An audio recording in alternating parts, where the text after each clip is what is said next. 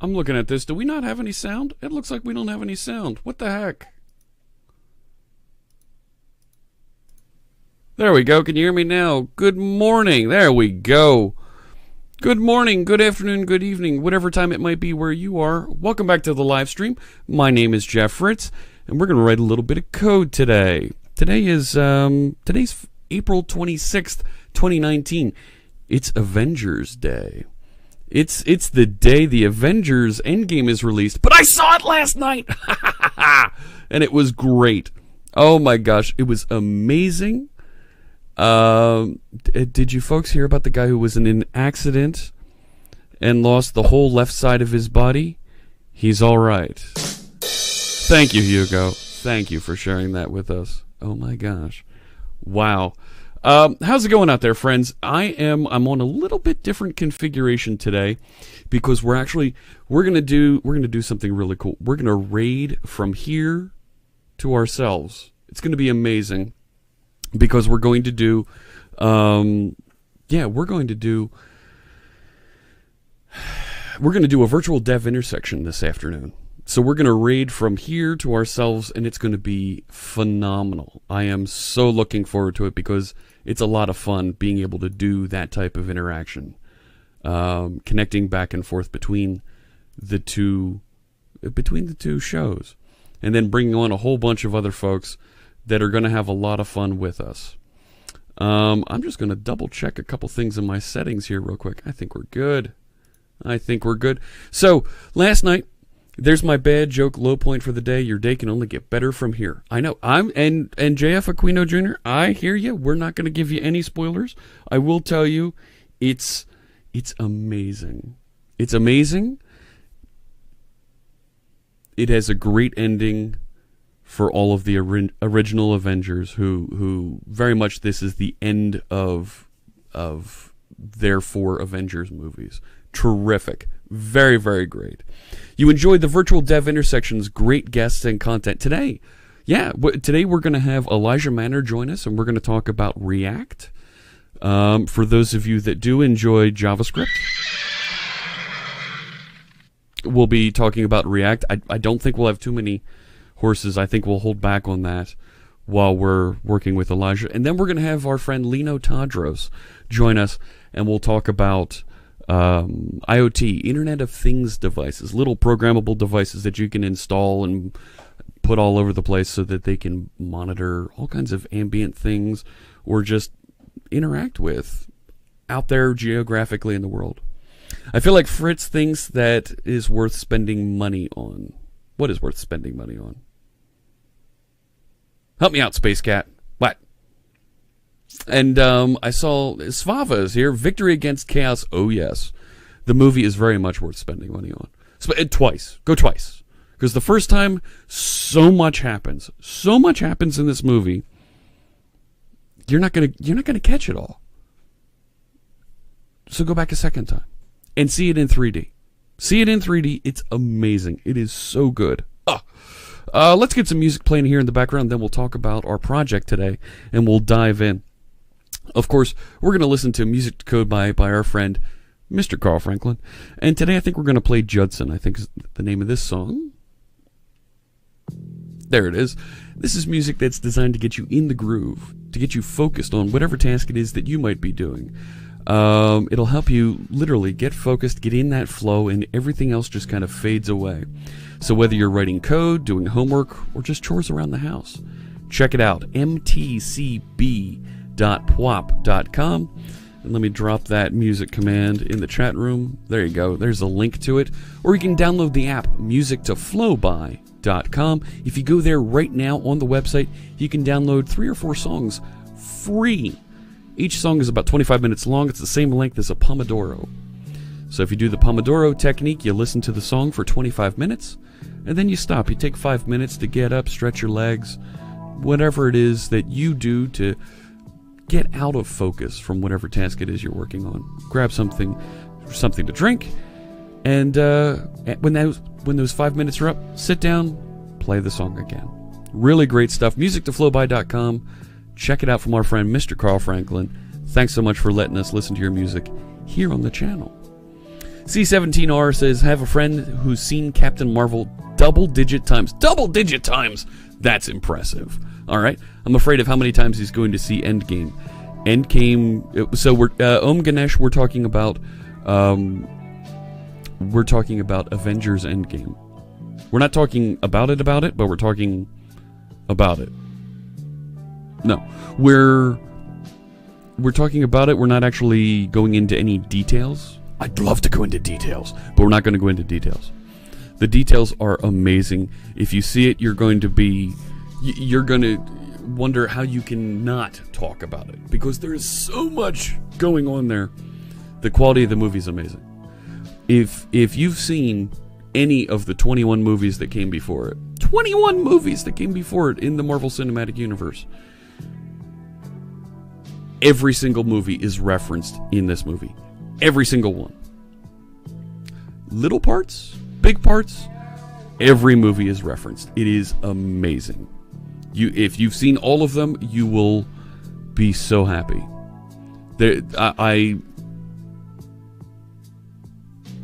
God's honest truth. Yeah, I cried a bunch of times at the end of that movie. Several. It was really good. So, enough about that. Enough about me. Let's head over. Let's talk about our project today.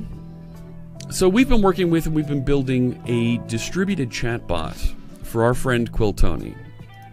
Let's hide the bookmarks toolbar so we get a little bit more space here. So over here on my GitHub, we've been working on this project down here, the Quiltony Pixel Bot. This is a bot that was originally designed to manage faux currency inside of our friend Quiltony's stream. And she's at the St. Jude Children's Research Hospital. St. Jude Research Children's Hospital. I forget which way it goes. Play Live Summit, meeting up with all kinds of great folks that are raising money for St. Jude's, for St. Jude, right here on Twitch. We're going to be helping some folks out in the next few weeks, but this bot was originally built for her stream, and we've got a bunch of other folks now that want to use it as well. So we're scaling it up so that this bot is more than just single-threaded, and it can connect to multiple channels. Well, how does it connect to multiple channels? We're using the actor model. And that's a way for us to set up various components that can be lit up and managed in a multi-threaded way so that they can connect in and manage multiple channels in a distributed architecture with just a little bit of conventions that we need to follow as a developer. So you can check out this project right here, Jude Children's. There it is. Thanks so much for sharing that, Space Cat. So, and there's the link to the project. Mike Jim W. Every other person in my office has been to see Endgame already. That's impressive.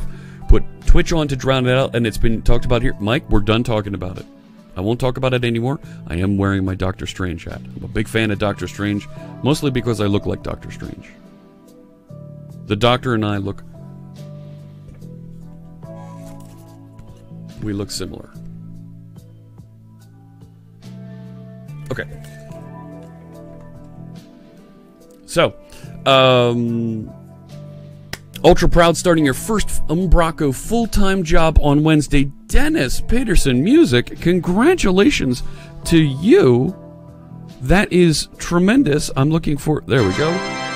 Fantastic. All the best to you. We got to celebrate that. Big congratulations for Dennis.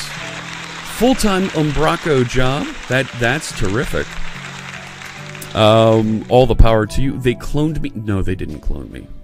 So, very cool to hear that. Yes, Doctor Strange Fritz. No, not quite. I do have... There's a Doctor Strange bit there. Right. So that's kind of cool. Not like my other hat that says Doctor Strange across it, and he's on the underside. So, love the Doctor Strange hats. Alright, so we're going to dive in. We're going to work on this bot a little bit more, but we just crossed on Thursday, yesterday's stream, we crossed an important part, an important commit that allows us, let me jump down here.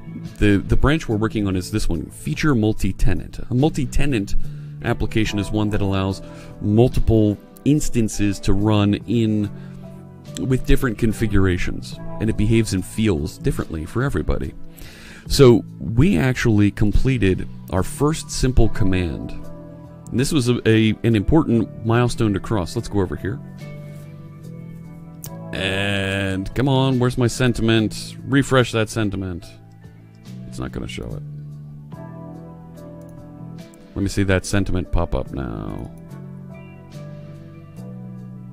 Right?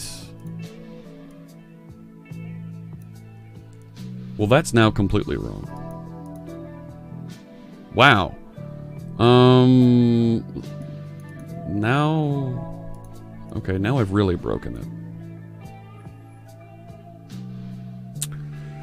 Okay, terrific. Let's see if we can update that real quick. My bad. That was me. That was all me. I have a second OBS running here. There it is. Let me grab the appropriate URL here. This one. Yeah, it's really wrong there now. Oh my gosh. Let's see, put that sentiment in the box. We gonna get sentiment? Curse of the stream? I know, right? We should start to see some sentiment pop up there. It's not showing up. Wow. It dropped the URL entirely for me here. Isn't that great?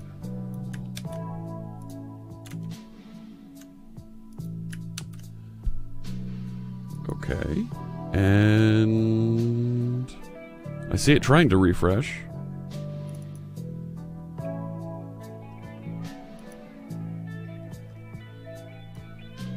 It really doesn't. Did I break it? I may have broken it.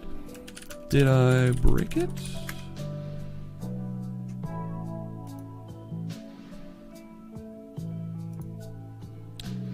Maybe it'll pop up here in a little bit. There it goes. Whew. Now I feel better, even though the sentiment is trending down. All right. It was me. I broke it. I did all the terrible things. I'm also noticing a little bit of stutter here in the video. No, we're good. All right. I didn't drop any frames or anything. No, we're good. You're not supposed to break it. Well, it wasn't me this time. So, we've been working on this bot, and we crossed this. It was a milestone. We've got the bot now properly sending messages back when you interact with it, and it was with this what was originally an Easter egg. This teal old man command. It was suggested by our friend in the chat room, teal old man, to just have an Easter egg, and I jokingly said, well, let's just have it broadcast a message. And we built this little bit here so that it properly sends back, here's the messages.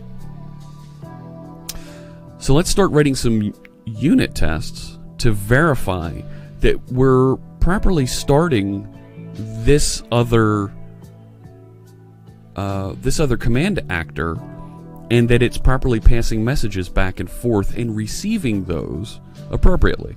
Now, there's a framework that we should use to test the actor system, and I'm out here on GetAka's website so that I can learn how to test these actor systems, and this is the framework that I want to use to test this. So let me know if we're on the right path here, if we're doing anything that looks a little funny, and let's make the best of it. Let's see if we can get some great tests behind this so that we can ensure our bot works properly. What do you think, chat room? What do you think over there? Good idea? Yes? No? Do it live! We'll do it live. I promise. Always.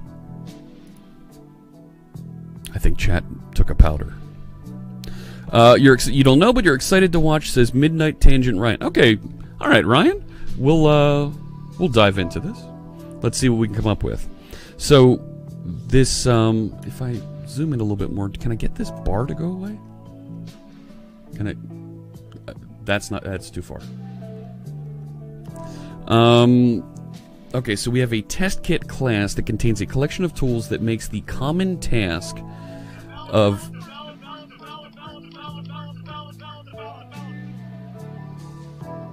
Thank you, Voidox, for a... Why did I get that twice?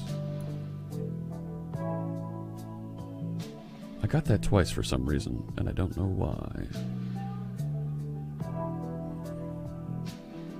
That was weird.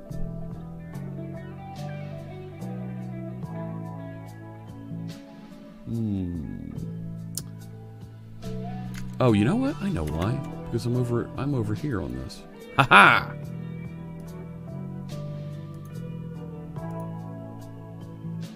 Alright. Got it. Figured out. It was in stereo, Nightshade Dude. Yes. Hey, Franklin89. Good afternoon. So what we're going to do asynchronous testing. TestKit allows you to test your actors in a controlled but realistic environment. Definition of the environment depends, of course, very much on the problem at hand, the level at which you intend to test, ranging from simple checks to full system tests. And we want to do simple checks on our chat commands being triggered and respond properly back with messages to whisper or broadcast messages. And you'll see that because we abstracted out the command, we've made it a little bit more generic, how you broadcast a message back to Twitch or whisper a message back to Twitch from our command objects. It's going to be a heck of a lot easier to test this without actually having to interact with Twitch. What do you think?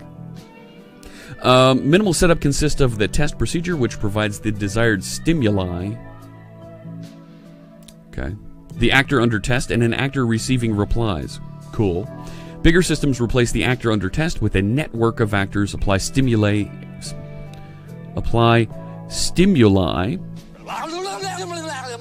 add varying injection points, and arrange results to be sent from different emission points.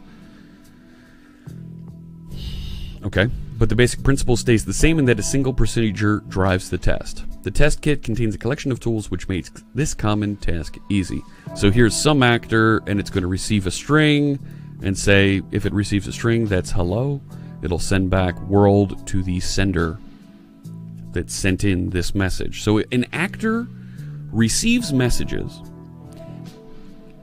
can communicate with the sender, and tell it different things that it would want to do. So this actor class, here in our constructor, we're configuring to receive these different types of messages. Okay. Here's our test. We have a class that inherits from TestKit, and it's using, this is XUnit. An XUnit fact attribute is the model they're using. Fortunately, we're using the XUnit framework as well to do our tests, and we'll get in and show this in just a second. Their subject is this system actor of some actor, and some actor is this object up here. Okay. So it's going to create that. It'll create a test probe. I'm not quite sure what a probe is yet, but let's keep reading and maybe we'll figure this out. Inject the probe by passing it to the test subject, like a real resource would be passing in production. So subject, this actor, tell it a reference to the probe, this dot test actor.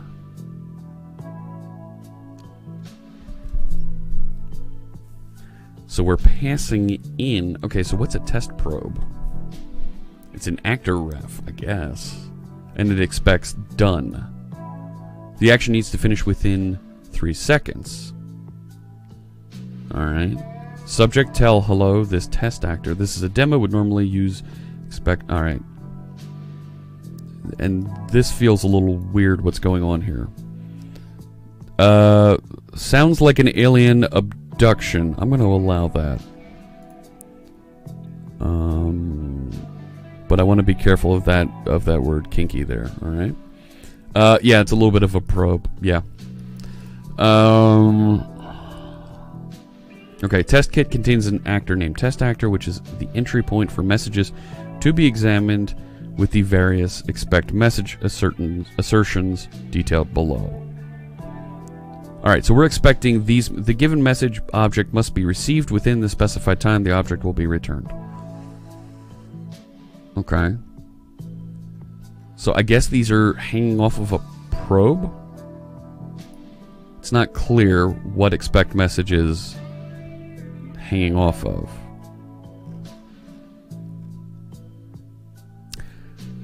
Let's dig in, let's try this out, let's see how this works. The model that I want to go after, here's our code. Is that too small? I feel like that might be too small. I think it might be. Console is 16, that's where I usually keep it.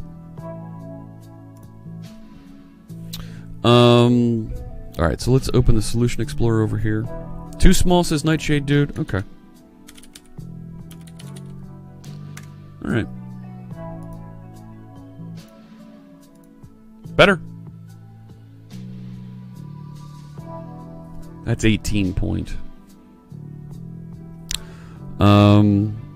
So what I want to do is I want to test that better. Okay. Hey, Dee Walsh is here. Hello, hello. Good to see you. Throw me a frickin' bone here. Yeah, throw me a frickin' bone. I want to test the on-chat command received. Good morning. Great to see you. And Dee Dee's going to be helping us on Monday for our code party from DockerCon. And we're going to be talking to some great folks that evening. I hope you join us. There's, I believe, I don't know if I created an event, but it's on the schedule down below the video here. If you're following the channel, make sure you click that follow button up top. You'll get information about exactly when. You'll be notified when that starts. There we go. We were missing that for a second. Yeah, we're good. So what I want to test is that the chat command actor appropriately handles when there isn't, when it doesn't recognize a command. Let's start there. And then we'll test that it properly hands off to the teal old man command. Hey, Codebase Alpha, good to see you. For Orleans and Akanet is Orlin KKA. That's weird. Okay. That feels like crossing the streams. That feels like I'm fighting Gozer if I'm doing that. You know what I mean? So, that's a thing. So if I'm going to test the chat command actor and that it properly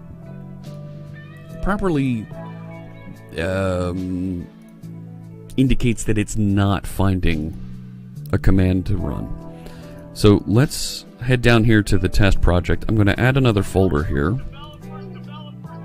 Is that wow, is that GT Faux fan? Foey fan? Thanks so much for the follow. I appreciate you joining us, and look forward to seeing you in the chat room. Let's call this orchestrator so that we have a top level here to this set of this test project, and we may end up breaking this out as a separate test project altogether. That's not a bad idea to start with. Just move things into a new test project. Yeah, you know what? Let's do that. I think that's a good idea. What do you think, chat room? Should we separate and put a separate test project here as we build out the orchestrator?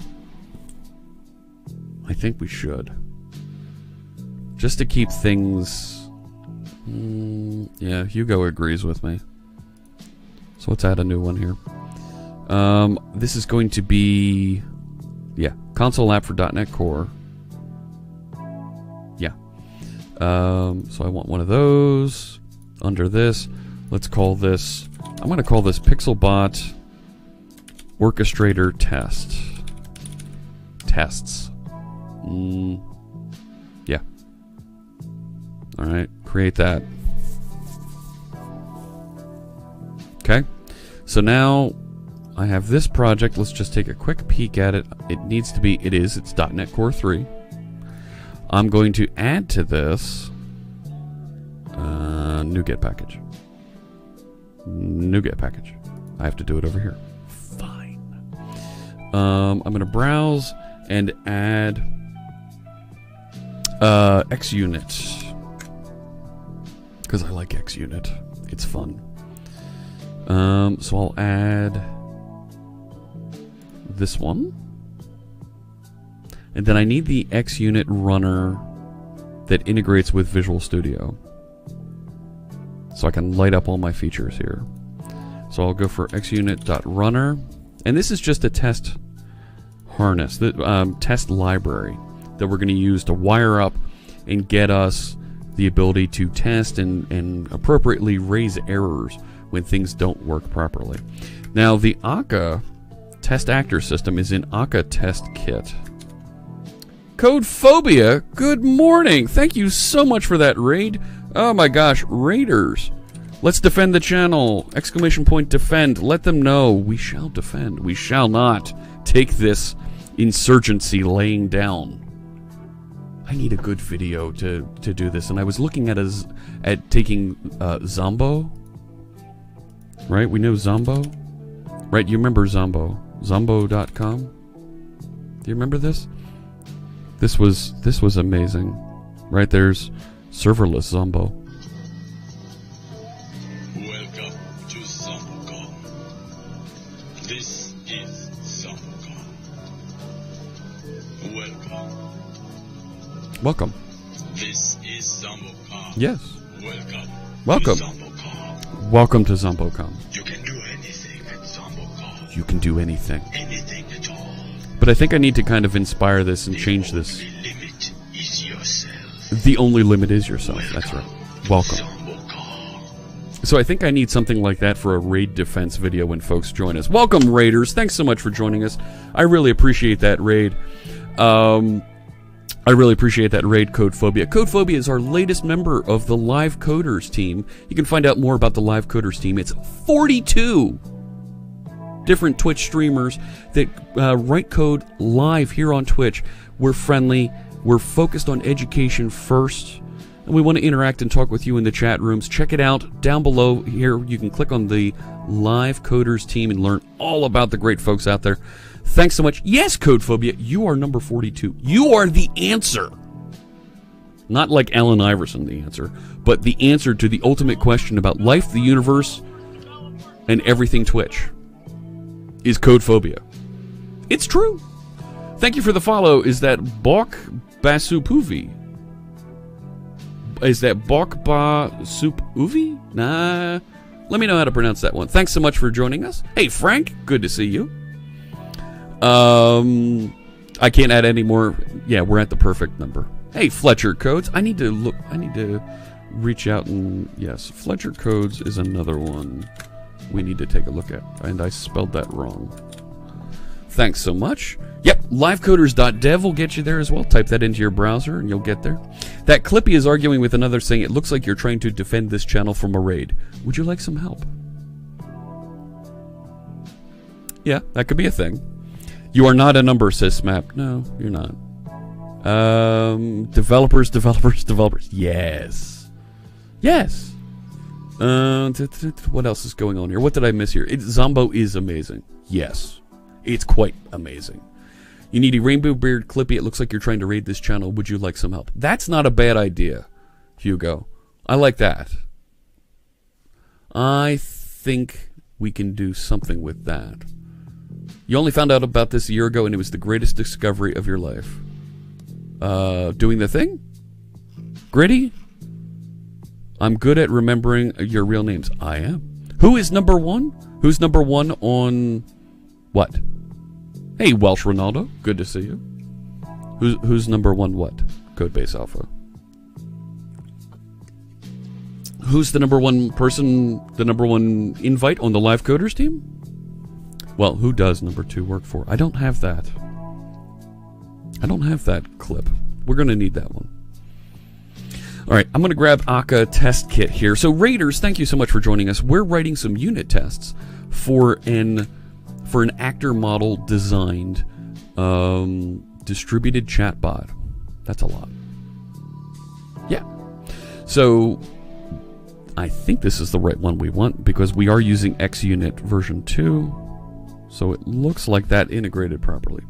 Hey, Clark.io from vacation. Nice. Nice. Random the prisoner references. Ah, okay.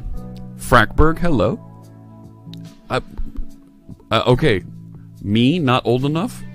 Thank you. Nah, you can do vacation all kinds of different ways.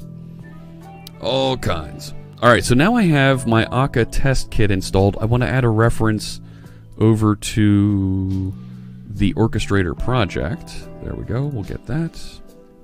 And just to keep things a little bit tidier, I'm going to add a folder, a solution folder here, so that I can put my tests here.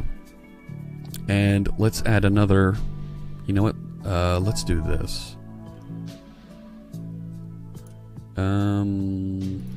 Yeah, we'll add one more folder.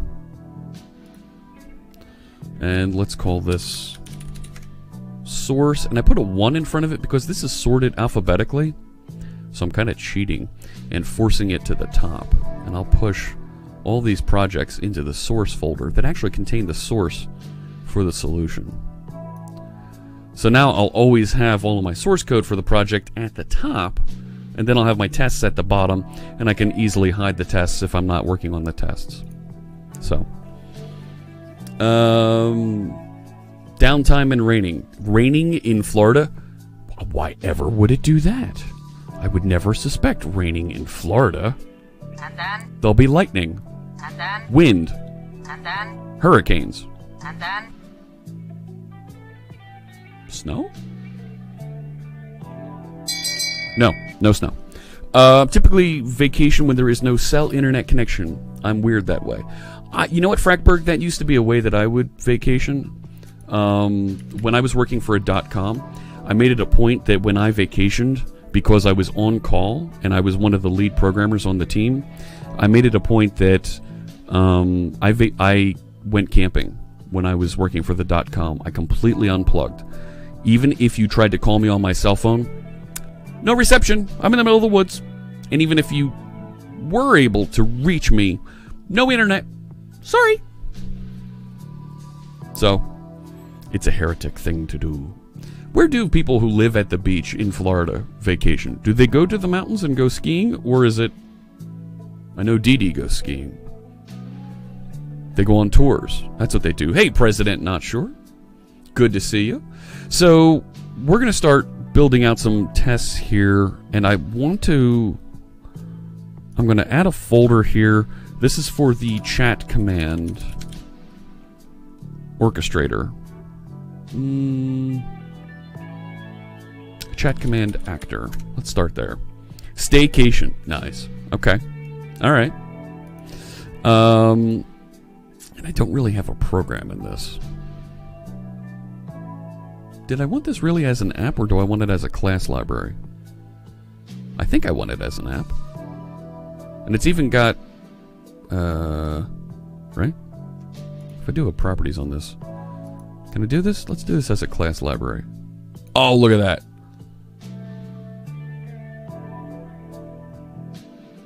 I feel so triggered. I want a class library. Oh, and it kept it that time. Look at that. Look at that! And you blew it! It doesn't want to go back. Psych. I know, right? What is with that? This one is... It's an SDK Netcore App 3. Really, I shouldn't have the runtime identifier in there. But alright. Whatever. Did I add the reference to the orchestrator project? I did. Good. Alright, so do I need this? Do I really need program there?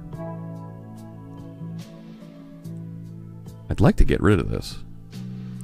I'd really like to get rid of this. That would be preferred. So let's add a class here, and let's start testing our chat command actor with a given command that doesn't exist. And let's make sure that we handle that properly, right? We're going to go after this simple scenario so that we can understand how to unit test things here with the test kit. Good morning, JAF 1021. Good to see you. Thanks so much for joining us. You missed the discussion earlier that I went and saw Avengers last night. Got to a 6:30 show. The daughters, the C# Fritz minors, were saying to me, "But Dad, it doesn't come out till Friday. How'd you get tickets for Thursday?" I'm special like that. Some might say it's even... Oh, come on, it's here somewhere. Some might say it's even... I don't have the sound effect. Drat! I don't have the sound effect. The one I'm looking for isn't here. Some might say it's even magical. And, yeah, tickets were available. There were 4 different shows last night. Once again, things that could have been brought to my attention yesterday! Well, it was out yesterday. And there were plenty of seats. A juicy victory royale. No, we don't know. This isn't Fortnite. The McDonald's manager. Sorry. How did I see it? It was at the theater. I opened my eyes. I went. I bought tickets. The kids were happy. It was great. Okay, so given a command that doesn't exist, I'm going to create a method here that's going to test. Pass in that command information, and we'll see if it actually does anything, that it responds appropriately. Yeah, I went to the theater. And then? I opened my eyes. And then? Had tickets. And then? Could have bought tickets ahead of time on a service like Fandango. And then?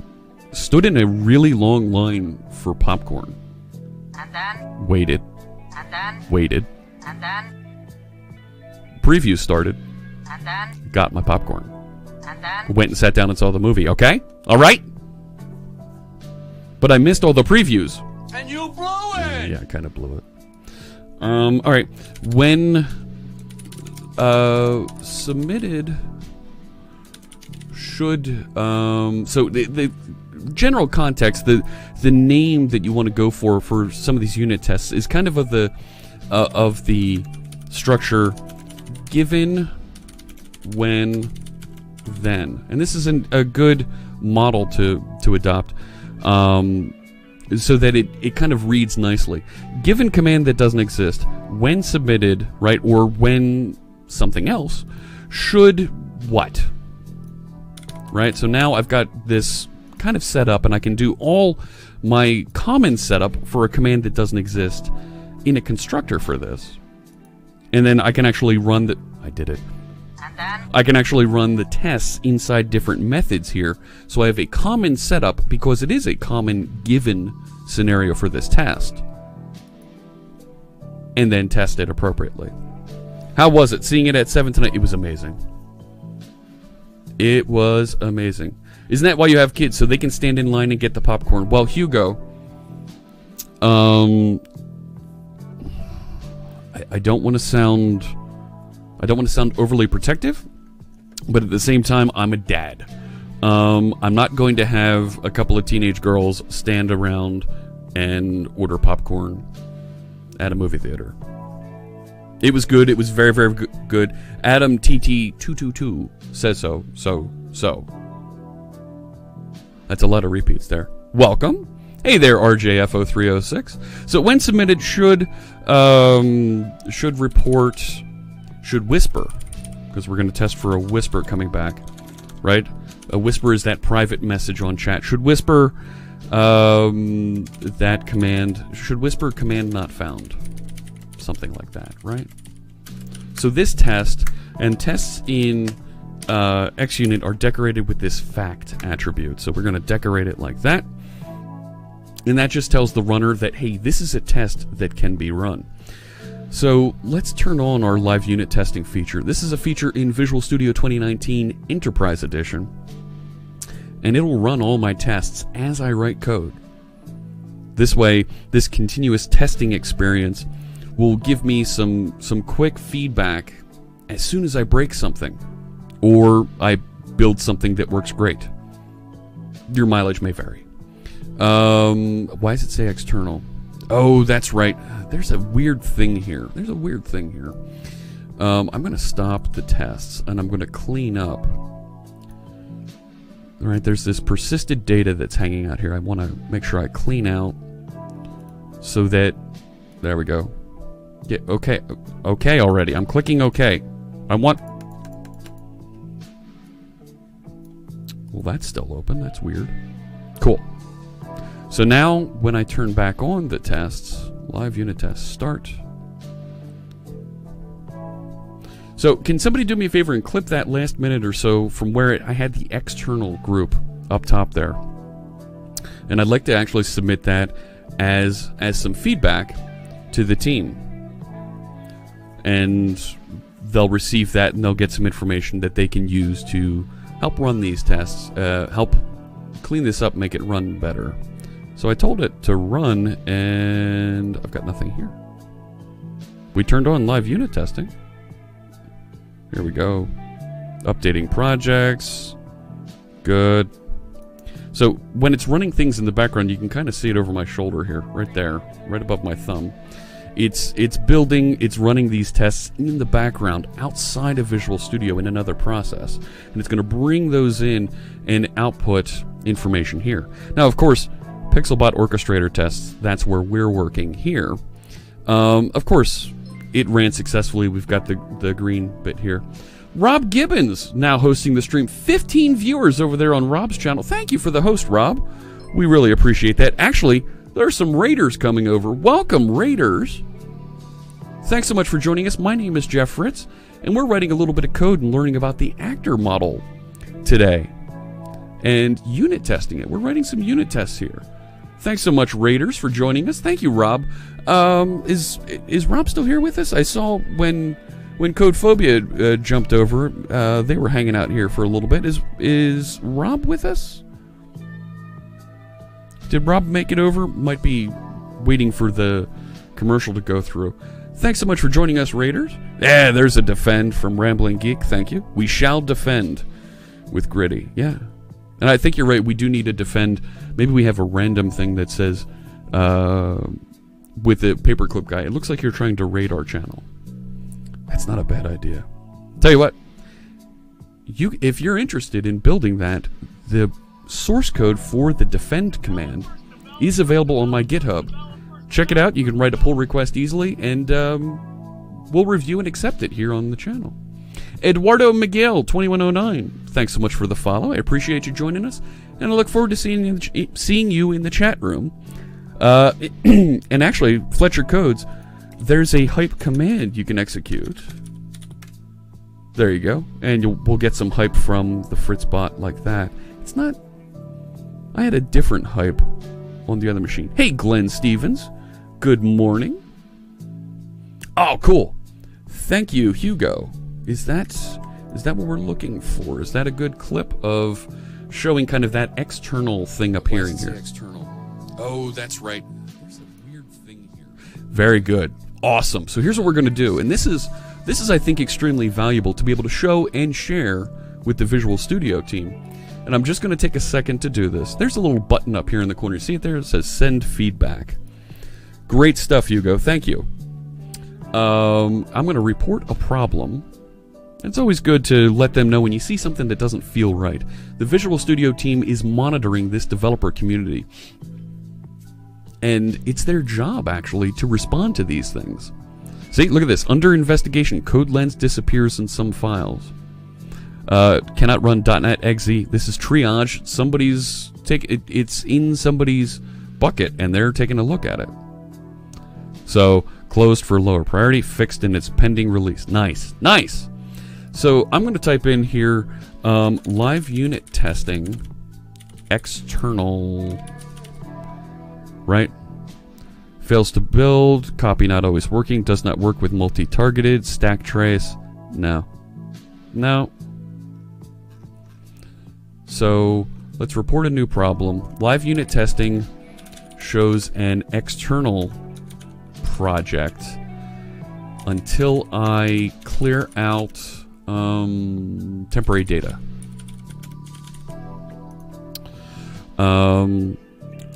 When I resume live unit testing on a .NET Core 3 project, it reports an external project that is not cleaned up until I delete temporary files. For more information and a video demo, check the Twitch clip at, look at this, boom, love that.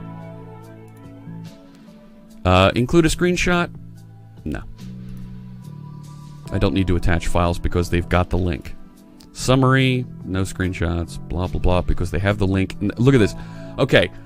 They must have known this is coming from me because it's gluten-free. The names of the clips are generated from random words. They just kind of glue them together so it's unique. Gluten-free, so it's a gluten-free, secretive Tarsier Kappa clause. Gluten-free. It's like they knew it was coming from me and named it appropriately, gluten-free. Nice. So there we go. Let's send that back. Hey, Rob. Good to see you. Thanks so much for joining us, Rob. What were you working on today over there on your channel? Question about unit tests. While we're waiting for Rob to respond, what is your opinion of 100% coverage? Unnecessary. Some people say it's important, whereas others say you should only focus on the important or frequently touched functions. I would say important is a loaded word. I would say you should only focus on the business features. You shouldn't be unit testing somebody else's framework. I'm not going to test that Akka is actually, when I say send a message, that it's sending a message. No. I'm expecting Akka to work. I should test that the appropriate message is received and handled by my actor class. That's my business logic. Don't test that the things you depend on work. Don't test that properties work. That's stupid. That doesn't provide any value. But do test that accounting function is properly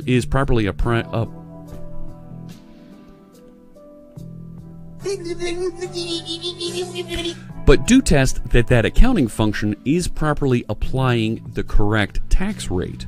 Do test that you're properly hitting thresholds and triggering notifications. Those types of things. That's the business logic that you're concerned about as a developer. And Rambling Geek, don't just unit test expected results. Unit test unexpected results. Did I throw an error appropriately here because what I expected didn't happen? Right? Test not just exception handling, but appropriate messages and those appropriate helpful things for your users so that you know you're providing a great experience when you're writing unit tests. Integration tests, user interface tests are a little bit different thing there. And Dan Siegel 100% agrees, and I trust Dan Siegel. Throw me a frickin' bone here. Okay, and Dr. Evil too. Okay, 100% unit test coverage. Wait, Master. It might be dangerous. It is a little dangerous because you're going to end up writing brittle tests just to get to that 100% metric. You're going to get there, but your tests will be brittle. They'll break easily as your application changes. Rob is teaching iOS navigation later today and Xamarin Android navigation. Very cool stuff. All right, make sure you let's throw a shout out there to Rob. There we go. Back in the day, I worked with a boss who insisted on 100% code coverage. Took a while to convince him that was stupid. Yeah, a little bit. Important is subjective, yeah, but look at where your business rules are and test those things. Testing, in my opinion, testing ASP.NET controllers is a little, is testing the wrong thing. If that's where your business logic is, test the logic in there. You're going to have to go through the front door with some of the interaction there, but testing that you're doing the various get and put methods there, if you're using an HTTP client to test those things in a project that you own, you're testing the wrong things. You're testing the interaction coming through the controller and the configuration of that. Test the business logic, and put the business logic outside the controller. You'll be happier for it.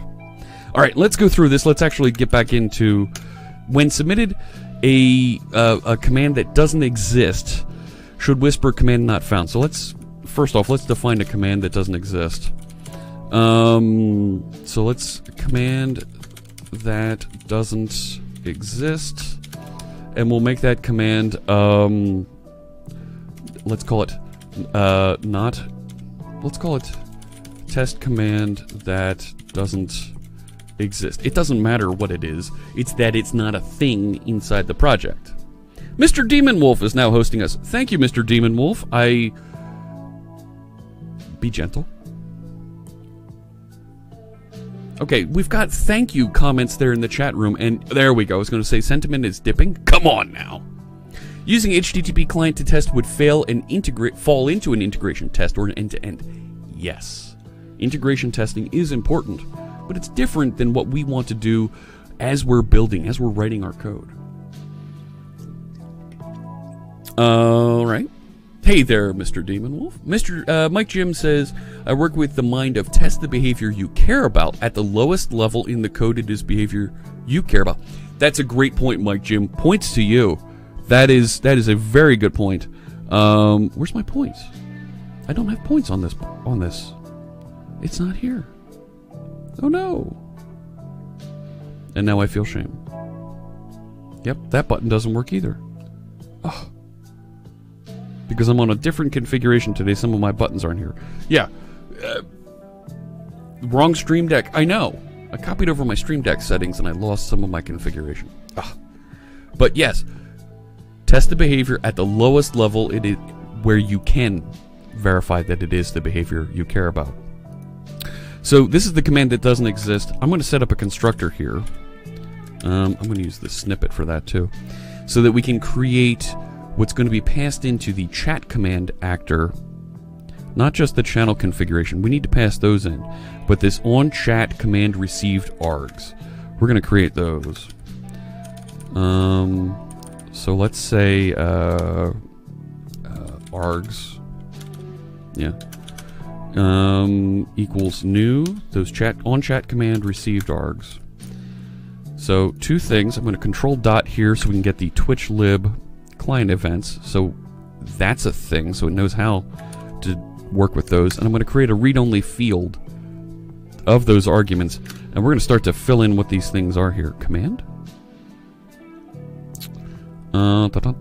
Command does not exist in the current context. Okay. So it's a new chat command, and now I can start filling in the command text. Right, hang on. Twitch lib client events, we have a chat command. Alright. And the chat command has arguments as text, arguments as strings, the chat message, the command identifier. Alright, we're gonna build all of those things out here. So the chat command... Is there a constructor there I need? There is. Fantastic. So the chat message we're passing in is a new chat... SourceGoot! Thanks so much for the host. I appreciate that. And then we got some new follows there. Is that... Wow, is that Nichols Whitaker? Trying to put together, and thanks so much. Hey, Cartoofer, good to see you. Entity Adam asks... says, got into a long discussion on mocking frameworks. As with exception, they should only be used in exceptional cases.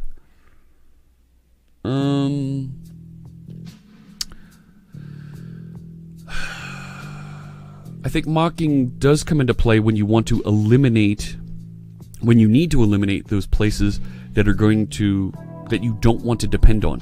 You don't want to depend on network. You don't want to depend on disk. You don't want to depend on database. You want to mock out that the database actually returns something and you processed on it. So I think mocking framework does work well there, but it's not something that I would bring into every project if I had to. MockQ is a great library for that, and that's what I'm going to be using here. See, and Midnight Tangent Ryan agrees with us. Wow. So it must be good. Thank you, Entity Adam. Yeah.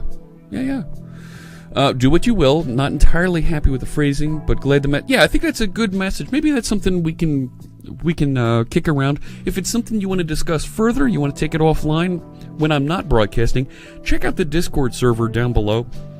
Click through. There's a bunch of folks out there, a couple hundred folks, that normally hang out on the channel that'll discuss all kinds of different topics on the Discord server. I'll probably start adding more channels there so we can have different places to discuss different things there. But check it out. Thanks so much, Hugo and Fletcher, for getting the link to the Discord server there. All right. It works with Silverlight 4 and 5. Oh, that's terrible. Oh, I'm so sorry. So let's create a chat message here. New chat message. Yeah. I don't want that whole namespace there. Let me just control dot, get a good using statement. So a new chat message. Yeah, okay. Is there another one there? Oh dear Lord. That's a mess. There's got to be a better way to mock this. A better way to create a chat message without... Right? Test bot, and then... I feel like I want a helper method here on chat message so I can just say, give me a new one. I didn't mock Silverlight, but Silverlight's from a time long, long ago that we want to forget. We really want to forget. You keep using the word. I do. I keep saying Silverlight. I don't think it means what you think it means. No. It does mean what I think it means. Yeah. I want a helper method that'll create a chat message for me on a chat command. But I need a chat message to pass in. It's so confusing. What if I did... Svava! Down with awkward memories. Absolutely. Yes. Alright, so I need a new IRC message. And there's another... I don't want these things. New IRC message. Which feels weird because I'm specifying internal. Now we got more of this nonsense. Oh dear Lord. Oh my gosh. I don't want all this. This is crazy. I want a simple chat message, but I don't want to fill out all... I mean, I'm going to have to fill out all this stuff. You know? T Software says Microsoft needs to deprecate stuff much quicker. Deprecate is a strong word, and it's a word that scares customers. Saying things have a 10-year support cycle is a good thing. Announcing that there's no new versions of things and the 10 years is ticking now scares people. It does. Never mind that Node says we're deprecating something and it's going to be gone in 3 years, and people are like, okay. Enterprises here, they have 10 years to move off of something, and it scares them. And they then don't want to use technologies. Which is... Mind you, these are some of the organizations that also have mainframes from the 1970s, and they're complaining about it. Still have ASP Classic sites. 20 years later, Coded Beard still has ASP Classic sites running. And they're well out of support. They have 10 years, then take 14. Yeah. It's... So... And web forms, the writing's been on the wall for ASP.NET web forms that it's supported with .NET Framework, and that's it. You're welcome to continue building with it, and .NET Framework 4.8 is coming out, and you'll have 10 years support with it. You can continue using it if that's what you want, and it will continue to be supported. And as patches come for .NET Framework, it will continue to be supported as part of that. Because it's part of .NET Framework. It can't be removed from it like ASP.NET Core. And that's the mistake that they're fixing with that. Yes, .NET Framework is out. You're right. I sometimes get confused as to what's released and what isn't. I want to create a method to generate these chat messages a little bit easier. Dynaster, thank you for the follow. I appreciate you joining us and look forward to seeing you in the chat room. Yeah, I want to create these chat messages a little bit easier. So let's create I'm going to make this a public static chat message, and let's just call this chat message from text string message. Right? And we're going to return, because most of this stuff I'm going to stub and I don't really care about. Right? My username is testbot. User ID, I guess that's the user that's submitting this. Fine, is test user. I mean, I'm going to force these in there. Their username is testis userus. They're Greek. Display name. I like to write tests. That's their display name. Which is weird because I thought, okay. Oh wait, user ID is like, that's a number, right? Because all the users on Twitch have numbers. What's their color as hex? I'm going to make them blue. So RGB, all right, so now they're blue. Color, come on now. Color dot blue, right? And I'm going to control dot that, get my using on system drawing. Let's get a carriage return in here so we can see this. Emote set. Okay.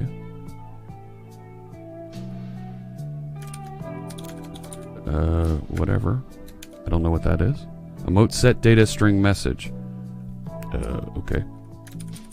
I'm going to pass null there. I don't know what that is. What's the message? There we go. So this is what I'm actually passing in. So I'm just going to write message there. User type. And I'm going to make this just a normal user. I think it's that one. Wasn't it? I think it was that, right?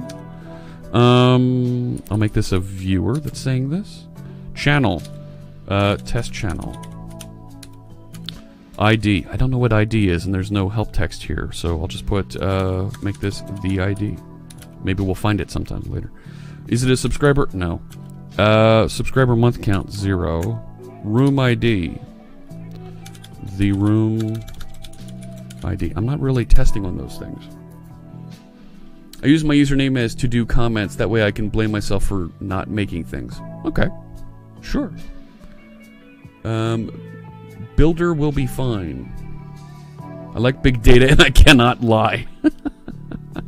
I missed a couple things there, but that's okay. Is Turbo? No, that's not really part of what I need here. It's not the broadcaster. It is not me. It is not that. I don't know what noisy is. So I'm going to make noisy null. Raw IRC message. I don't know what that is. Emote replace message. I don't know what that is either. Badges. We don't need no stinking badges. So I'll just put a empty list there. Cheer badge. Nope, no cheer badge. So we'll make that null. Bits. No bits. We're not cheering here. Bits in dollars. Nope. So that should... Now why is this one null? Alright, so we need a noisy. Fine. New noisy. Oh, noisy's an emote. An enum. Not set. I don't care. Alright. So that should give me a chat message. So we should say chat message from text. And the chat message is going to be exclamation. Oh, let's just put the exclamation here.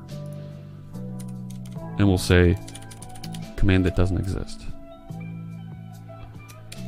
Now we have a chat command being passed in. Cool. Alright, so now that's our arguments. So we want to test that being passed into our chat command actor. So we need to create one of these with a channel configuration. So, alright, we'll create a channel configuration. private channel configuration. It doesn't know what that is. Now it does. Sure. And we'll create a new channel configuration, and channel name equals this channel. I think that'll work. Alright. So inside here we're going to have a range assert act. Act is the whens, right? So the system under test is a new chat command actor. Now that's actually going to be coming out of the real place, the real thing. So we need to alias our alias, right? Pixelbot, orchestrator, actors? Is that where it was? Right, so I should get... no. Why don't you know what that is? Channel actor, channel, is it going to be under... Where is chat command actor? Channel events. Alright, fine. Here. And I'm going to pass in my config. So now I have that. Cool. Badges of badges. No. Maybe the first overload of chat message takes only one parameter. It does? It doesn't. Actually, you need to pass in an IRC message, right?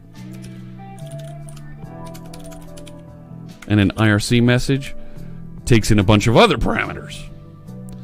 And so this makes it a little bit clearer, everything that I'm configuring, I believe.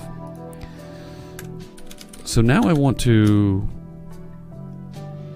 Right, this is going to start, and I don't really have the ability to trigger...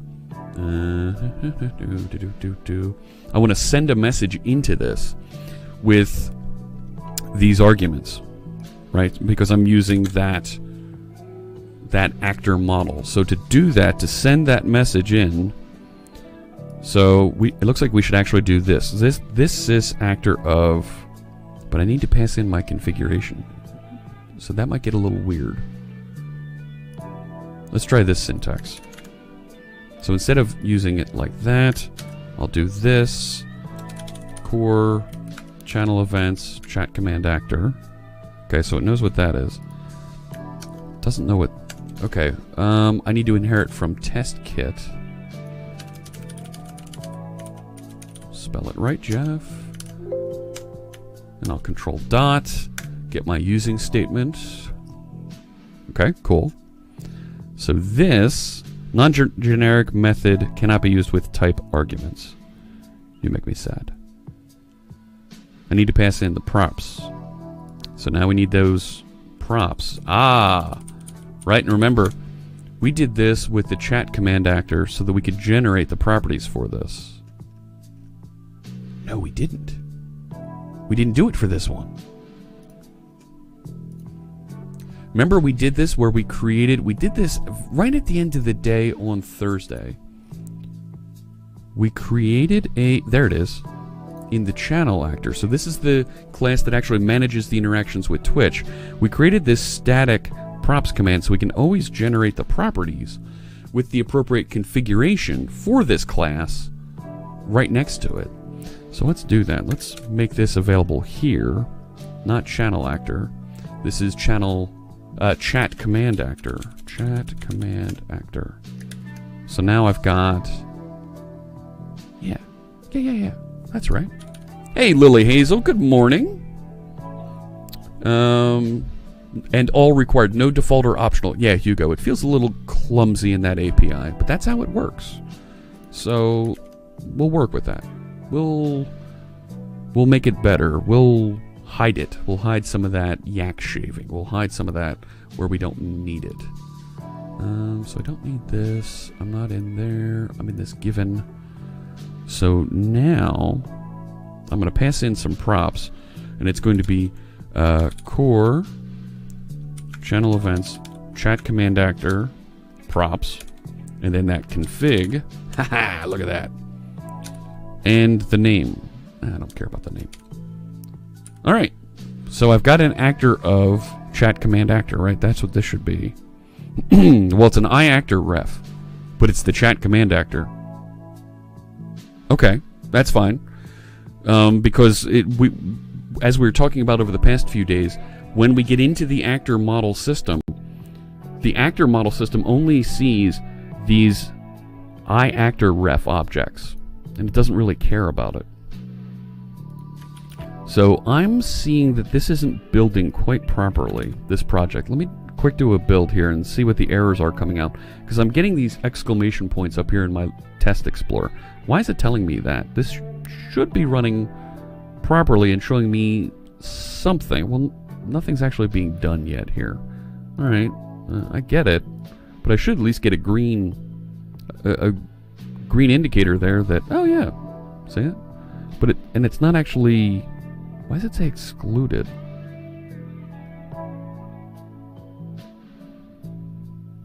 Hey Deeds91, how is IoT Core on a Pi? Is it pretty smooth, easy to customize? Need to make an interface to run on a Pi to send data to Arduinos? I understand it's really good. Our friend Carrie Payette, C. Payette, you can find her in the Live Coders team, was just doing some work with that yesterday? The day before, on her channel. Check out her channel and you'll get a little bit more information about that. You can certainly look back and see some of the things that she was working on in her historical videos. Hey Rhinosaurus Rex, good to see you. Now, I'm still not sure why this isn't running. Why is this excluded? Why is this excluded? Tell me. Tell me. It's not clear. What am I missing here? Public void test. It is a public void. Okay, so we created this subject. Subject tell. Okay. So if I say SUT tell, the message that we're going to pass in, and then the actor ref, what's sending it. Well, the sender, this dot test actor. Test actor is something else. Where is test actor coming from? I guess it's. Is that a property on this? All right, hang on. So we're going to tell it the arguments, and then is it this dot? Is there test? Okay, there is test actor. The default test actor. The actor can be controlled by sending it special control messages. Let me scroll this up here. There we go. Now you can see it above my head there. See test actor set ignore, watch, unwatch. You can also install an autopilot to drive the actor. Set autopilot. All other messages are forwarded to the queue and can be retrieved with receive and expect messages overloads. Okay. So let's pass it the test actor. So we're telling the chat command actor about this argument that says it's trying to execute a command that doesn't exist. All right. So that should be received using the onChat command received method over here. And it should look up that and go tell the parent. Rhyolite, thank you for the resub. And Stream Elements isn't reading that. I'm so sorry. I stream like a pro baby. Well, thank you. We work hard on this. And we'll make a donation to Veterans Who Code this quarter. There's S&B. Hello with the hype. Now, why is it's context parent instead of sender? Aw Panda, thank you for the sub. Aw Panda just subscribed. Okay, well, thank you Stream Elements for reading that one. Yeah. A professional baby? I don't know, Cartoofer. But we'll make another donation to Veterans Who Code. Is it the... Okay, so this is going to send to the parent, not the sender. But I think that should be to... Let me think about this. Oh, and now the follow. Thank you so much, Aw Panda. I appreciate you joining us. Context parent. Yeah. We're gonna make a big donation here in probably the next week or so. May even do it from build. So I gotta make sure I have all the I's dotted, T's crossed, so we get the matches appropriately, and we can push that through. I'm worried about this parent, where it's telling the parent about the whisper message, because it's receiving on chat command receive arguments from the chat command. Right, this is... Is it... Let's think about this. Context actor of this, when we start those handlers, when we receive... We start the Twitch connection. On new subscriber, we forward messages using the current sender. So it should be the sender that comes into this. I think that should be sender. Rhyolite started programming in the military. Congratulations, that's fantastic. What version of Visual Studio? This is Visual Studio 2019 that we're looking at. Storm Shouts. Not 2017. So, this is 2019. I run the preview versions of this so that you can see some of the cool stuff that's happening, that's coming down the line. Yep. And you can get the preview version free, and you can get the community edition free if you go to visualstudio.com. There's a link to it there. Yeah. So that should work. Command tell, and then I think this should be context sender. Deeds91, thank you for the follow. And I've already seen you in the chat room. There you go. This is Enterprise Edition that I am using, yes. Not a Duck 85. Good, not to be confused with the Dodge Ducks. We've seen them on Twitch. Thank you for joining us, Not a Duck. Yeah, I am using the Enterprise Edition. You can get the Enterprise Preview Edition free. It has a limited duration that you can use it, but you can always get the Community Edition free. Hey, there we go. Cool emote there. Thanks for joining us. Yukon High. Neat. Very neat. I think that's what I want to pass along. I think. We can do an integration test to make sure it's the correct one. So we're going to tell the chat command actor these arguments, and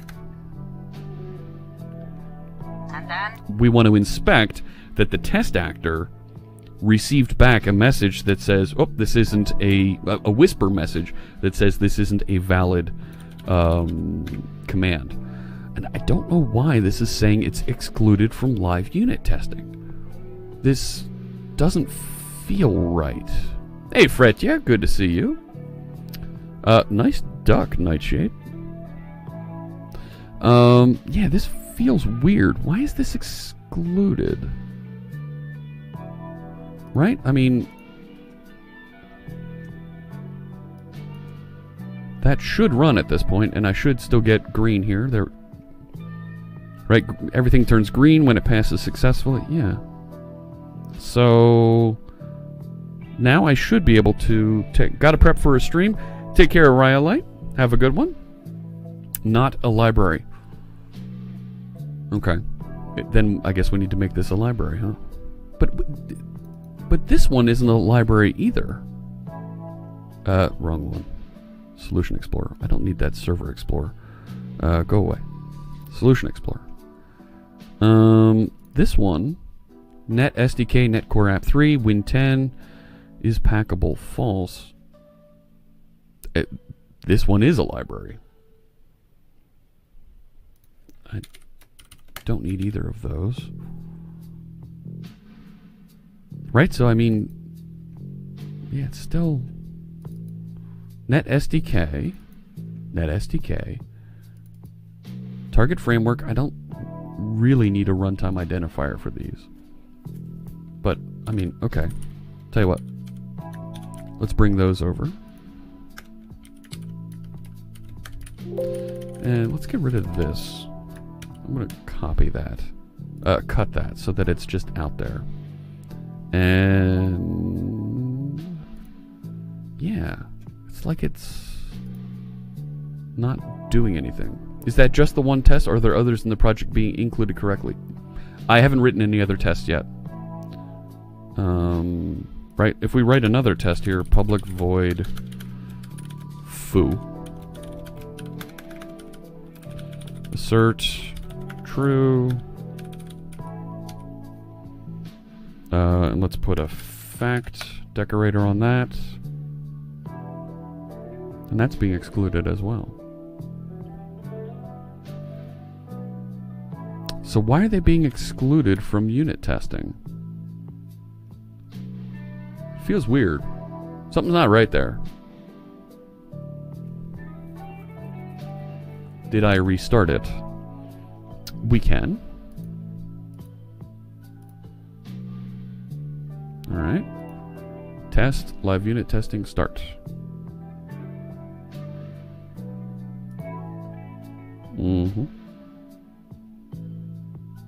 Because it contains one or more properties that are not valid. Test category, category. Specify filter expression containing valid properties. No test is available in... Well, wait a sec. That are not valid. Test category, category. Really? That's new. Is it because I have this? In which case, those aren't valid. Now will it run that test? Nope, still doesn't like it. Why is it excluding this?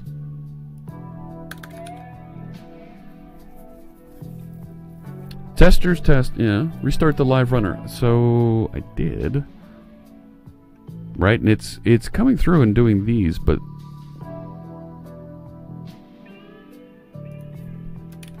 right, is there a category I'm supposed to put on this or something? Hey, Robert Tables, good to see you. And is that Jazzarian?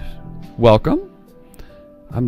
This is new to me. Why that's not working here? I mean, and it's clearly going through and it's like it sees the fact attribute and is like, not going to run that. It's not clear to me why it's not running. Exception filtering tests. No tests match the filter. Contains one or more properties that are not valid. Test category or category. Specify filter expression containing valid properties and try again. Make sure that installed test discoverers and executors, platform and framework version settings are appropriate and try again. It doesn't have a category filter, does it? No.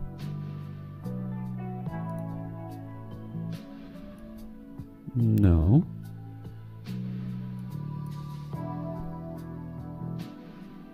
But, yeah, pause during build and debug so that it restarts afterwards. Test case timeout, yeah, okay. Missing a NuGet package? Could be. Could be. Let's take a quick look-see. XUnit, runner, Visual Studio, dependencies, NuGet, XUnit 241. Wonder if I downgrade those.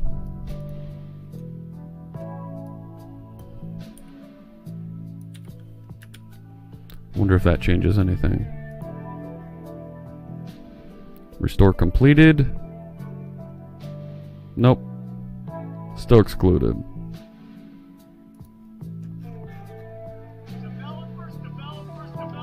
Wow, Cinder Crow Studios. Thank you for the follow. I appreciate you joining us. IDE is smart. Now you want to trick it. Well, is that Stroth J or is that Saint Roth J? Let me know. What is live unit testing is the question. Live unit testing is a facility. It's a feature here in Visual Studio. You also get a little bit of this with some other extensions in Visual Studio Code. But in Visual Studio, this will actually compile and run your tests as you're writing code, and it'll show the results over here in this Test Explorer.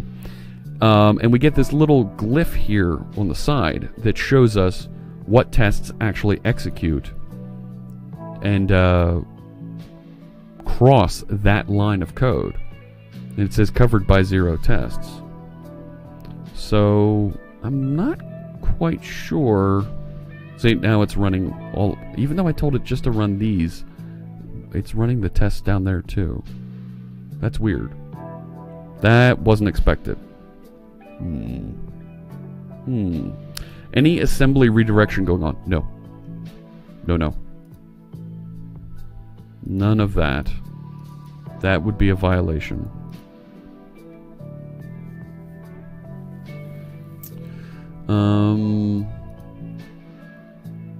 Well, hang on. XUnit Runner Visual Studio, it's private assets include assets. That's not in the other project. Let's change that slightly and see what happens here.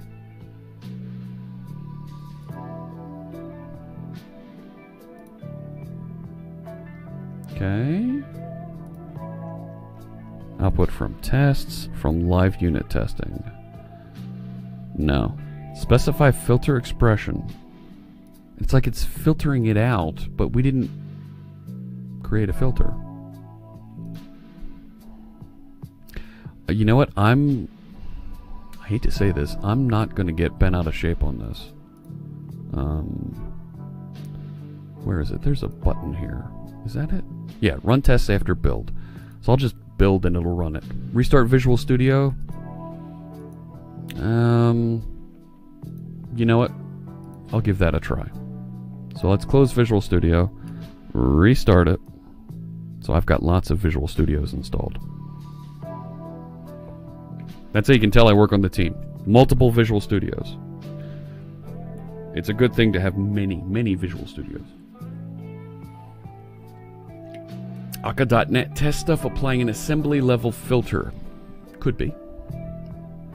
Could be. User preferences overridden. Let's see what happens. It's a whole herd of Visual Studios. UI will get back to later. Yes, I just want to kick this quickly and let's see if it'll run some of these tests. And you can see the Test Explorer is coming online and loading up, parsing all the tests that are out here. Look at that. Yeah. It's not going to run these. There's got to be something coming in from that Akka.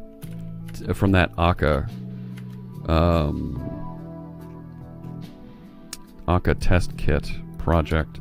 Let's do this. I'm going to search NuGet. Oh, I even pasted it in and it didn't search. Come on. Really?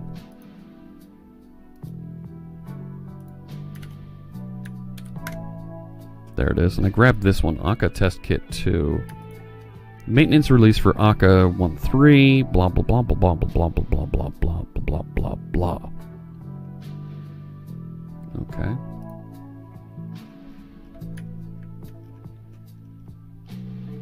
Install package. Contribution guidelines. Powered by ReSharper. All contributions, please consider issues in the help column. I don't want to spend too much more time looking at this. Please tell me there's a wiki with some information here. No. No. Well, that's not going to work. All right. Well, that's not going to work either. What's in the documentation folder? Akkanet community site. Yeah.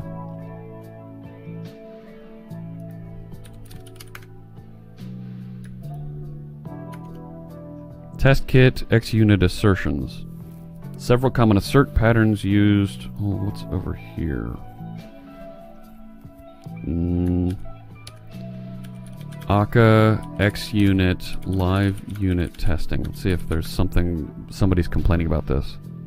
How to unit test with Akka test kit. Petabridge. No.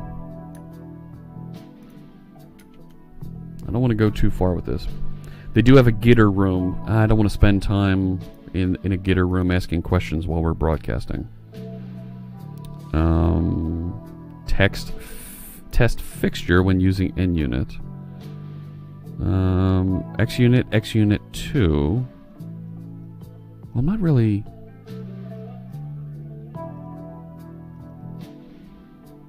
Should I be using XUnit? Or XUnit 2? Is that Lily? Thank you for the follow. I appreciate you joining us. And look forward to seeing you in the chat room.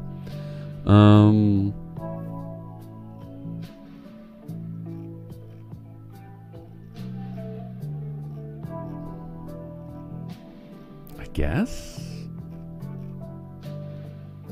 This looks like a better description than what's going on.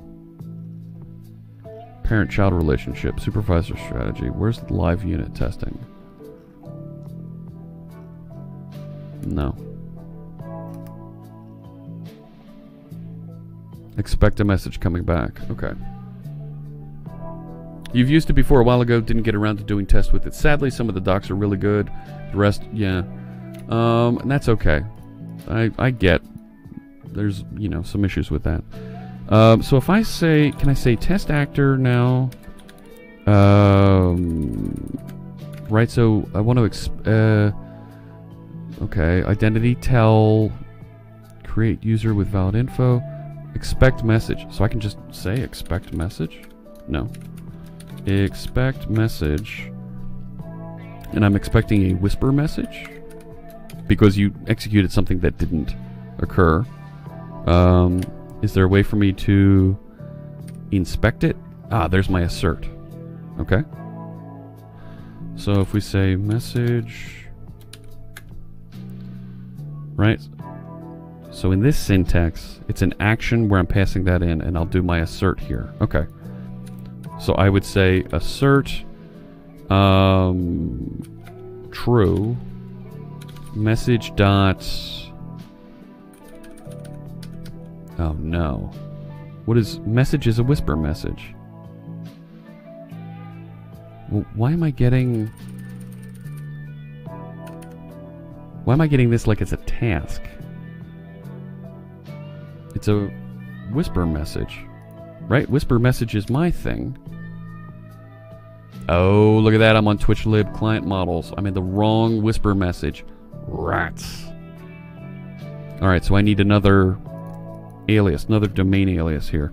So let's say using MSG equals Quiltoni Pixelbot core dot messages, right? Isn't there messages? Yes. Alright, so now I should be able to say MSG whisper message. Alright, so now this should be... No, it's still... Right, I should get user to whisper and... Yeah.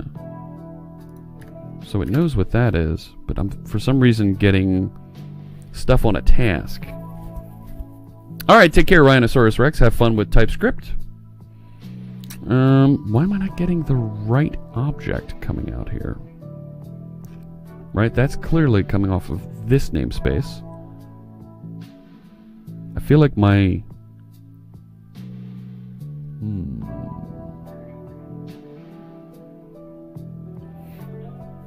Right, my... I'm gonna force this. I'm gonna say assert not null MSG dot message. I'm gonna kind of force that. Yeah, something's wrong with that type ahead there with the IntelliSense, that's not working properly. So let me build this, which will force the rerun of the tests over here. We should see that run properly. For this little bit right here, these two. Come on. Come on. You can do it! Now, why did I get red line there? Well, it's from the other project. For the randomization. Interesting. And now it worked.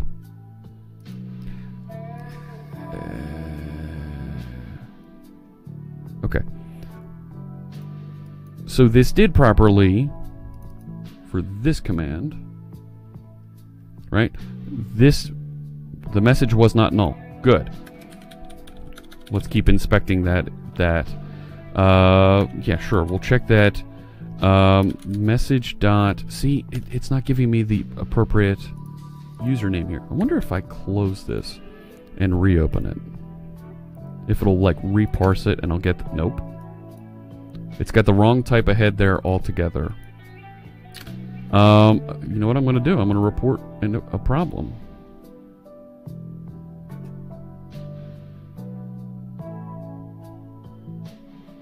I'm not going to do it right now. I need to get rid. Time to mark my bottles of scotch. I think the test runner's been sneaking some of it. Yeah, you aren't kidding. So I'm expecting, right, this is going to be from, I'm expecting it to send a message to,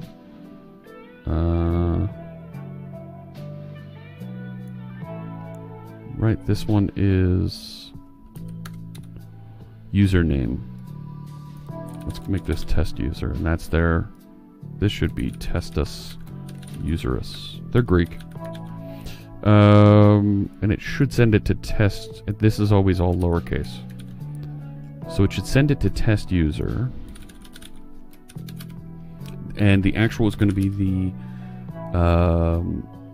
see, it's, yeah. Close that. Close that too. Don't need this. Bring that back up. It's user to whisper is what we're inspecting. And the user that it's whispering back to should be test user. And 60% of the time, it works every time. And it didn't work. Okay. So let's inspect this a little bit. I'm going to put a breakpoint right there. Click on this little guy and click debug. And let's see what actually comes back.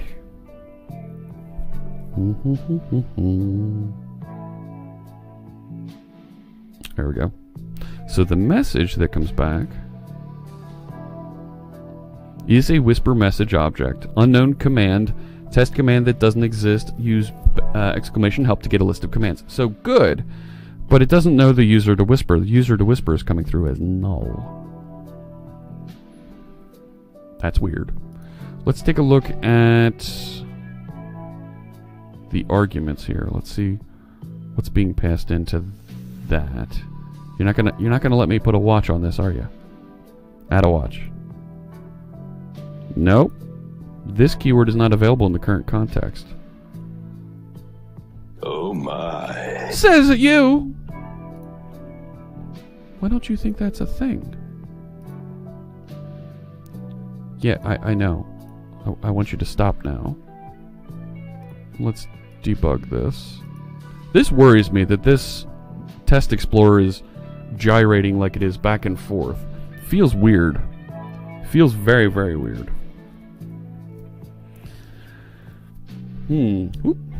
Alright, so args here. There we go. Command. There's the command. Arguments as list. There were no arguments. Good. There's my chat message. Command identifier. The command text. So far, so good. Display name. Good. If I scroll down here to username is null. Why is username null? I submitted a username. Why don't you have a username? I would like to have a username. This doesn't make sense to me. Why we don't have a username there. We have the bot username, but I clearly passed in the username and it's not set. And now I feel shame.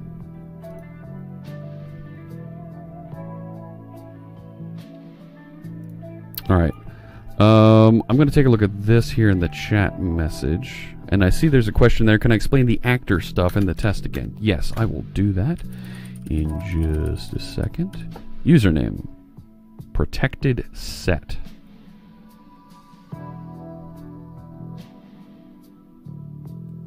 And now I feel shame.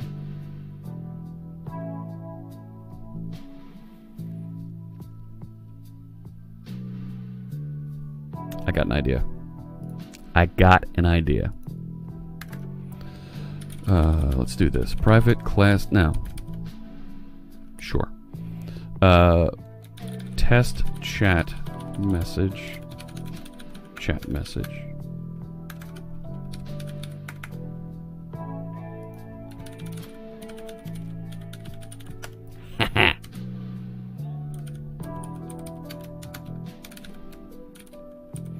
And I'm going to grab, let's just make this message. I'm going to grab all of this junk, put it here. Actually, not this. I'm going to make it base. And now I can say base.username equals, oh yeah.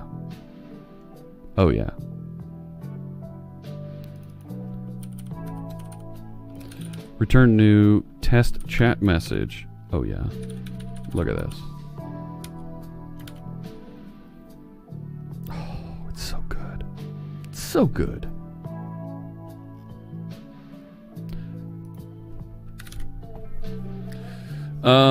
Is this consistently pass-failing or does it seem random? No, this is consistently.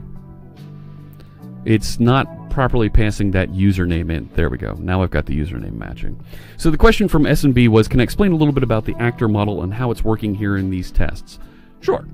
So the way that the actor model works in our application, let me back up to the application so that we can cover that briefly. In the application, we start up an actor system, and the actor system contains a hierarchy of these little objects that are each taking a small piece of functionality called actors, and each actor is allocated, like I said, just a single thing that it needs to do. And the actor system is created and made a singleton. There's only one of them running inside of our application, but it manages all of these little actor classes that are going to interact with each other. And the actor classes are built hierarchically. You have an actor system that has a single actor attached to it right off the top. In this case, I create one called a channel manager actor. We attach it to it, and it knows how to manage the channels, the Twitch channels it's going to listen to. Now, the actors communicate with each other through a series of message objects. And these message objects are things like join a channel or whisper a message back to folks on Twitch. And we send those messages back and forth using tell and receive commands. So here's a receive command. The channel manager actor is going to receive a command that says join a channel. And join channel is a message that specifies here's the name of the channel to join, like C# Fritz. All right? And then it will appropriately execute this method and join the channel appropriately. Now, this actually doesn't know how to join a channel, but the channel actor does. So this channel manager will manage a collection of these channel actors, and the channel actor actually has the interactions with Twitch here. We'll create a Twitch client, initialize it with the appropriate credentials for the chatbot, and then join that channel that was requested right here. We'll then listen for a series of different events in that channel, and when those events happen, we'll actually forward those to other actors that know how to manage them. Well, in the case, the one that we're testing right now and we're starting with is very simply the chat command. You receive a chat command, go figure out what to do with it. Well, the chat command lives inside of another actor that knows how to process and decide which commands to actually run, how to parse a chat command called a chat command actor. And this is the one that we're testing. So because these are just classes, and we don't need to run them within the big context of the entire hierarchy of objects, we can actually strip out interacting with Twitch and interact with this object directly to test it and make sure that it does handle our commands being passed in and received properly. Is it running these tests in parallel? It will run tests in separate fixtures in parallel. So each one of the classes that we have, it will run those classes separately in parallel. No problem, S&B. I hope that clears things up. And any other folks in the chat room, if you do have questions about anything that we're working on, please drop a message in the chat room. No question will go unanswered. If I don't answer it, there's other folks that are in the chat room who can help you out with it. There's some VIPs there that really know their stuff around this. There's some moderators that can help you out as well. And I'll pick out stuff that we can answer and talk to here in the channel. Always welcome those great questions. And that's another reason why I include the chat there on the side of the video, so that when we get to this video being archived over on the YouTube channel, you can see what was discussed as well. So we're going to get properly that we're messaging back to a private message back to the test user that yes, this command doesn't exist. But I actually want to put that command doesn't exist in there. New whisper message. Here it is. Unknown command. So let's just make sure we got the unknown command happening there. Assert dot. Can I do contains? Yeah, all right. Expected substring, or can I do even a starts with? Oh, cool. I can do starts with. Well, I wanted to start with unknown command. And the actual string that we're testing against is the... Yeah, I'm still in the wrong type here. Bring that up. I want the message that we're sending. We want to make sure that it starts with unknown command. And if we take a look at that test explorer, force this to rebuild. We'll take a look-see there. Make sure that it does properly catch that. But importantly, not only should we catch that, we should also make sure that it fails. Right?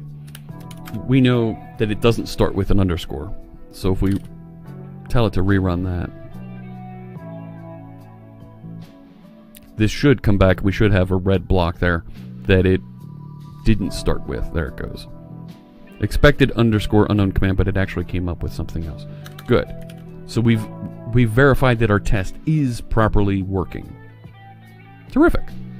I think that's exactly the kind of testing we want to do now going forward. Next test. So we have a command. Given a command that doesn't exist, it should do these things. Good. Let's make sure that given a command that does exist, it hands off to that command. Right? That's not SQL Server. We don't want to look in there. So we want to start another class here, and I'll start that up. And we'll call this given command that does exist. And we'll hand that off. Make sure that it does get handed off properly. So this is going to, right, this was test kit. And you're going to see, we're going to end up implementing a lot of the same stuff in both of these. Private read only, blah, blah, blah, blah, blah, blah, blah. And I think this, the test chat message and the chat message from text, we're going to want these commonly across everything here in the chat command actor tests. So let's actually pull these out and create a base class for these. Base test kit. Sure. Let's make this public abstract, and this comes from test kit. We'll control dot on that so we get all of our using statements. We'll do a couple more here on this. Good. Doesn't know what that is. Still doesn't know what that is. We'll figure that out. No. Doesn't know what user type is, and I can't get it to give me the appropriate using statement there. And now you feel shame. Fine, give me all these things. There we go. Come on, now you light up. That's what I thought. And sure, add, no. Why won't it give me the using statement for using system.drawing?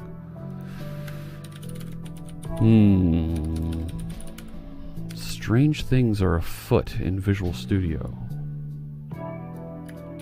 Okay. So that'll work now wherever I implement base test kit. So I'll just swap this out. And now it knows how to do it. So instead of that, I'll make base test kit, and I've got a thing now. I feel like I need to have the chat command received args. That's something I'm going to be receiving, as well as the configuration. So I'm going to copy this, delete this one, delete that one, and add those as properties. Nope, not there. Over here. Hellfire 128, welcome. Thanks for joining us. We don't need this one, but we do want this one. Good. Happy Friday, Code Pagoda. Happy Friday indeed. It's Avengers Day, right? Everybody's going to go see the movie? Herps Derps, good to see you. Thanks for the chatbot love. Let's see. I need a... Well, we should be able to assign that, right? From given command that doesn't exist, right? This should be able to assign... Nope. Nope. So let's take off the read-only on that. Should be able to get to it now, right? Yeah, there we go. Alright. So we should still be able to build and run this. Going to see it Sunday, says Rising Phoenix. Oh, more power to you. It's going to be hard to avoid spoilers. There's a lot to talk about in this movie. A lot. There we go. It ran properly. Good. So now I'll go back over to given a command that does exist, and we're going to do almost the same thing. I'm going to copy...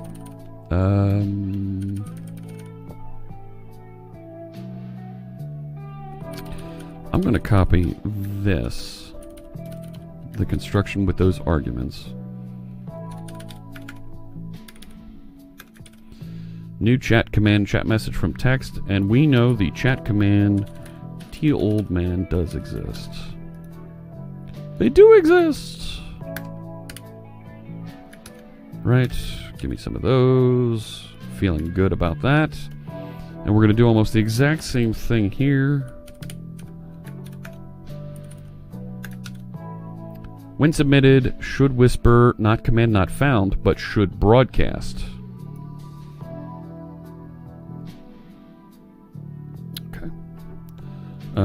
Should broadcast message. And I need these aliases for the namespaces. I'll grab those real quick. Cool. And we'll get XUnit in here. Nice.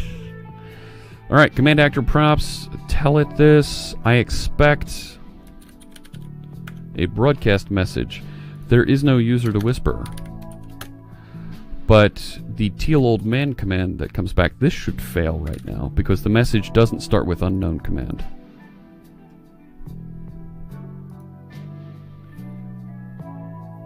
It should come back and say,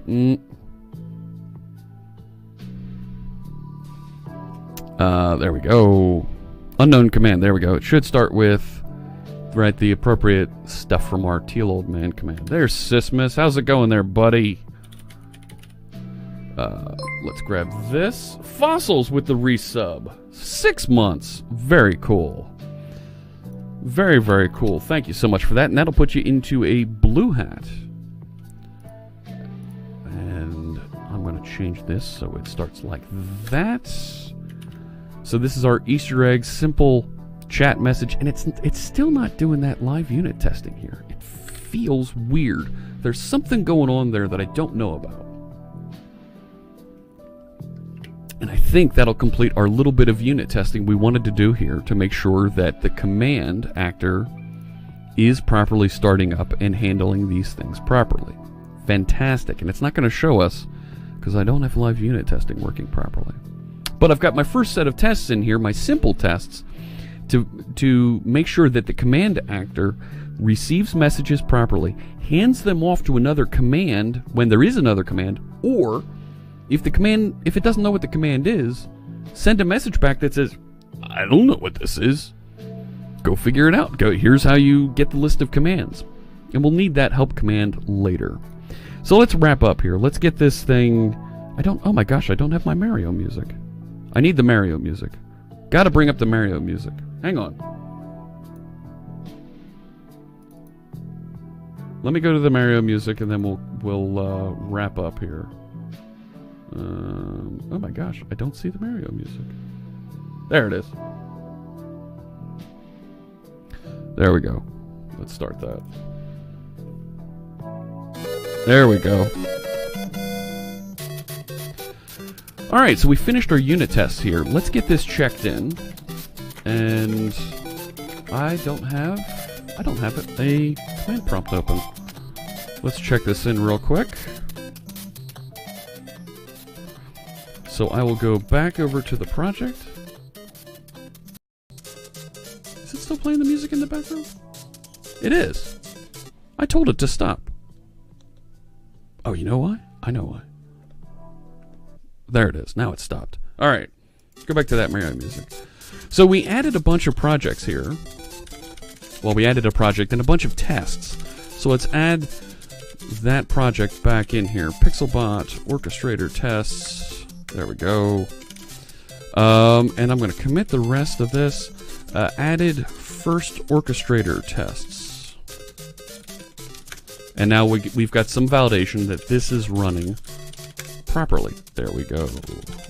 Push that out to GitHub.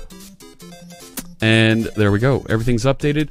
The unit tests will run. We'll see output coming out on Azure DevOps, and we'll be in great shape. Of course, Mario end music stresses everybody else. You got to jump and catch that flag, and that's exactly what I'm doing here. I'm trying to jump and catch the flag. So here's what we're going to do. Here comes... Let's see if we can nail this one for the birdie. Thanks so much, everybody, for joining me. This was really cool today. I'm happy that we got these unit tests working. I feel good about where they are now because it's in a good place. It's doing things properly in a great way. So here's what we're going to do next. All right, let's see if we can hit this properly. This is going to be amazing. This is going to be. I'm going to try something you've never seen done on Twitch before, except for the last time I did it. We're going to raid Dev Intersection. My friend Sismiss is out there. We're going to set up. We're going to start the Dev Intersection show in just a second. In fact, I can go to the starting soon. There it is. And oh my gosh, the Mario music stopped. Keep going. We're not done yet. I'm actually going to start the Dev Intersection channel. And we'll be over there in just a few seconds. Dev Intersection, today we're going to be talking to, of course you'll be joined by my co-host, Richard Campbell. And we're going to set up, we're going to have a little chatter up front. We'll talk about some of the cool things happening in technology. We're going to talk to Elijah Manor about React. And then we're going to talk to Lino Tadros about the really cool things that are going on with IoT devices. Yeah, let's get ready for that raid, Janescu. Even though nobody's going to be there, we're raiding myself. So, I'm going to start the Dev Intersection. And we'll be over there shortly. Alright? This is weird because I'm on two channels at once. Trust me.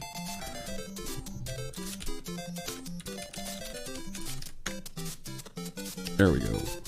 Get ready to head over to Dev Intersection, and we'll start up in about 2-3 minutes once I get everything all reconfigured and set up on the Dev Intersection channel. And those of you on the Dev Intersection channel, hold on just a moment. We'll be right there, and we'll get started very shortly, all right? Take care, and we'll see you in just a minute. All right. See you there.